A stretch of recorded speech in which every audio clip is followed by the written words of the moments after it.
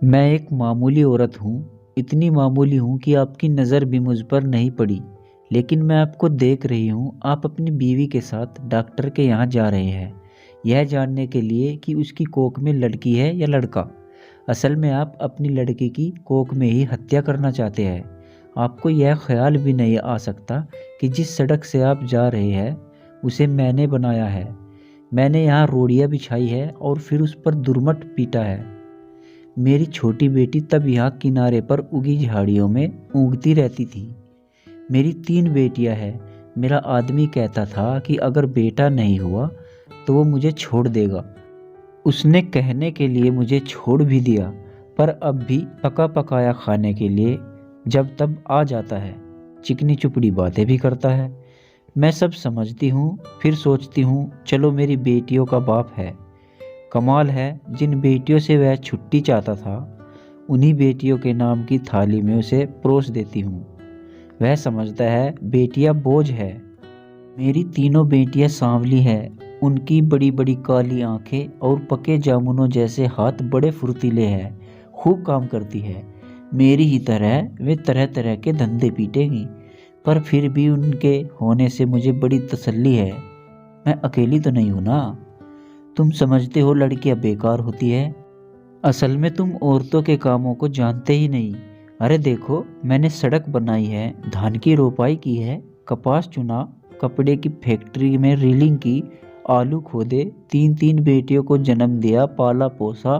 क्या मैं बेकार हूँ? ये जो तुम चाय पीते हो, इसकी पत्तियां भी लड़कियां ही चुनती हैं। और क्या क्या नहीं करती, इतने धंधे औरतें करती है कि गिनवाने मुश्किल है। और तुम्हारा ये सूटर कोई 1 पौंड का होगा। 1 पौंड ऊन इतनी होती है कि दिन रात लगाकर 3 दिन में उसका सूटर बनता है, जिसके मुझे 12 रुपए मिलते थे। तब बच्चियां छोटी थी तो सोचती थी घर में उनके पास बैठे बैठे बुनाई कर सकती हूँ, लेकिन धंधा बड़े नुकसान का था। फिर ठेकेदार ने मीन में एक निकालनी शुरू की और मुझ पर गलत नज़र डालने लगा, तो मैंने ये धंधा छोड़ दिया। फिर आटे की फैक्ट्री में काम किया, बड़े काम छोड़े पकड़े, 2 4 मुर्गियाँ और बकरियाँ तो खैर पालती ही हूँ। इसी तरह रूखा सूखा चलता है। ये जो तुम्हारी बीवी ने रेशमी साड़ी पहन रखी है ना, इसके धागे भी रेशमी कीड़े पालकर औरतें ही तैयार करती है। बहुत मुश्किल काम है। जांग में घाव हो जाते हैं, धान की रोपनी में भी पैरों में खारवे हो जाते हैं और कमर झुके झुके टूट जाती है। मुझ पर पैसे होते तो मैं अपनी लड़कियों को पढ़ाती लिखाती, उन्हें मास्टरनी बनाती या डॉक्टरनी।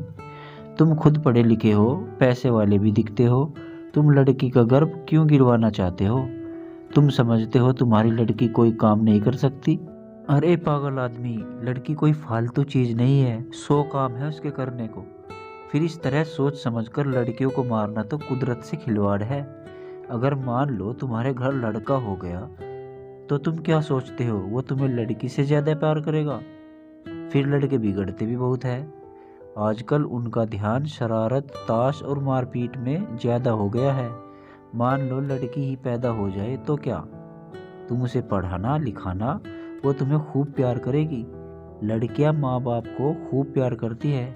तुम्हारे घर में रौनक होगी सो अलग। तुम सोचते हो दहेज देना पड़ेगा, तो तुम उसे खाने कमाने लायक कर देना। दहेज मांगने वाले लड़के से शादी मत करना। हो सकता है आप ही ऐसा लड़का मिल जाए जो बिना दहेज के शादी कर ले। अगर न मिले तो क्या, वो कमाएगी खाएगी और तुम्हारा सहारा बनेगी। हो सकता है वह तुम्हारा नाम रोशन कर दे। तुम्हारे लिए क्या पैसा ही सब कुछ हो गया है, या दुनिया का डर अपनी बेटी से भी बड़ा हो गया? आखिर तुम अपनी बेटी को प्यार तो कर ही सकते हो, और बेटी भी तुम्हें प्यार कर सकती है। माँ बाप और बच्चे का इतना रिश्ता बहुत है, इसके लिए तो आदमी जीता है। पैसे को चाहे जितना मानो, पर मोह ममता फिर भी बड़ी चीज है। इसे बनाए रखने में ही खैर है, नहीं तो दुनिया उजड़ी समझो। कुदरत के साथ इतनी मनमानी अच्छी नहीं। लड़कियों को तुम ऐसे ही गिरवाते रहे तो औरतें कितनी कम हो जाएंगी। फिर तुम उनके लिए कुत्तों की तरह लड़ोगे। दहेज के डर से आज उन्हें मरवा सकते हो, तो कल फिर से पैसे के लालच में बेचोगे। इस तरह क्या दुनिया बड़ी अच्छी हो जाएगी, या तुम्हारे घर परिवारों में खुशियां छा जाएगी? तुम जो रेशमी साड़ी पहनकर इसके साथ चली आई हो, इससे इतना डरती क्यों हो? सोचती हो यह तुम्हें छोड़ देगा? ये चिमचिमी आंखों वाला अगर तुम्हें छोड़ भी दे तो क्या तुम मर जाओगी? मैं तो पढ़ी लिखी भी नहीं थी, मैं तो तानों से नहीं डरी। आदमी ने छोड़ने की धमकी दी तो कह दिया ले छोड़ दे। अब भी मेहनत करके खाती हूँ, तब भी मेहनत कर लूँगी। पर वो क्या मुझे छोड़ पाया? हम औरतें बड़े काम की है, हमें ये ऐसे ही थोड़े छोड़ सकते हैं। परिवार की ज़रूरत तो इन्हें भी है, नहीं तो हाँफते हाँफते मर जाएंगे, कोई पानी देने वाला भी नहीं मिलेगा। मैं तो कहती हूँ बेटी भी पैदा करो, दहेज भी मत दो और डरो भी मत।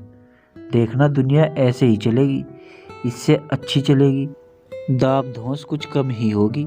मेरी बेटी ने कढ़ाई सिलाई सीखी है, वो न होती तो फिर क्या था, मैं तो दुनिया में धंधा पीटती मर जाती। अब भी मेहनत करती हूँ पर मन में खुशी भी है। मेरी 3 लड़कियाँ खूब हुनर वाली है, कोयल जैसी आवाज़ है उनकी, सुनने से थकान मिट जाती है। न करे कोई शादी उनसे, अपनी ज़िंदगी भाड़ बनाएगा, और जो शादी करेगा सो भागवान होगा। चलती हूँ, यहाँ ठेकेदार आता दिखता है, आंखों से कम दिखने लगा है। ये जो लिबर्टी सिनेमा है ना, इसे गिराना है। यहाँ मालिक पूरी बाजार भर दुकानें बनवाना चाहता है, यहीं मलबा ढोने का काम करूँगी। काम तो ठीक है, मैंने बहुत किया भी है, पर इसके सामने जो डॉक्टर की दुकान है, यहाँ लड़का लड़की का टेस्ट होता है। बस इसे देख देख के मन में बेचैनी बनी रहती है। घड़ी घड़ी तुम्हारे जैसे हत्यारों की सूरत देखनी पड़ेगी।